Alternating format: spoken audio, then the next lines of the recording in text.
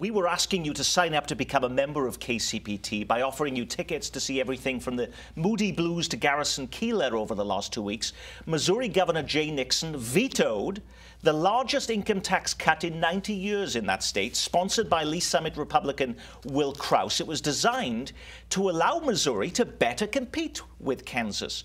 Now lawmakers are threatening to overturn Nixon's veto at a special session in September. But if there is such concern about what's happening in Kansas, Bill Grady, why did Governor Nixon veto that measure in the first place? Because Governor Nixon says, had he not taken that action, prisons would have closed, education would have suffered, seniors would have paid more for their prescriptions, and it wasn't necessary because Missouri has, according to the governor, the lowest taxes in the region of all the surrounding states, so it wasn't something that was needed, and it would have been much more negative.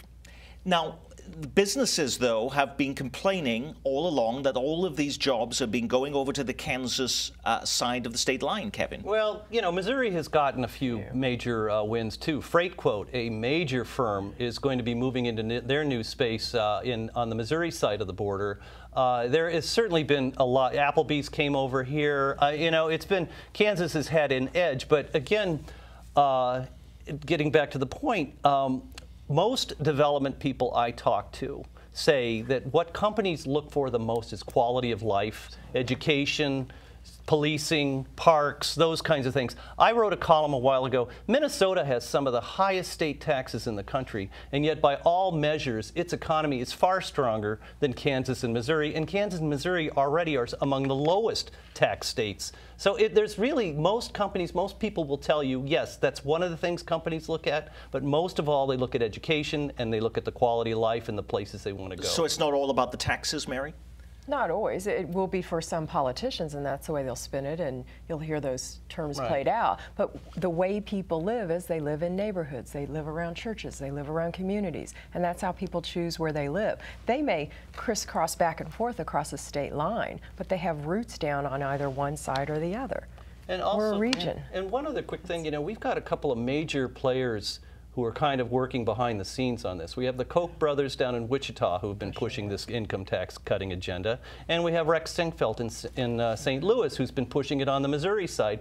Both of them, you know, this is not your small-time person who's looking for a break so they can move their company. This is very much in their self-interest to see these tax cuts for income tax, and then the burden shifted to working folks who have to pay more sales tax. Well, the governor, I said, vetoed this, but Republican lawmakers in Jefferson City are incensed by that.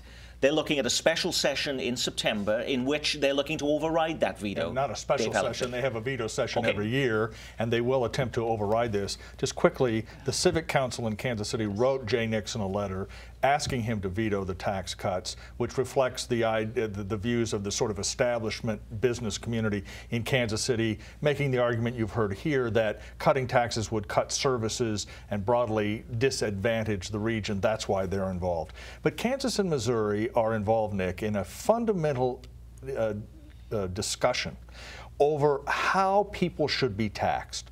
Is it best to grow an economy by giving businesses and corporations big tax breaks and shift that burden onto people through sales, property, and to some degree even income? Or is the better idea to give people a break on their income, sales, and property and raise the taxes on business primarily by cutting out tax breaks, tax credits, that kind of thing?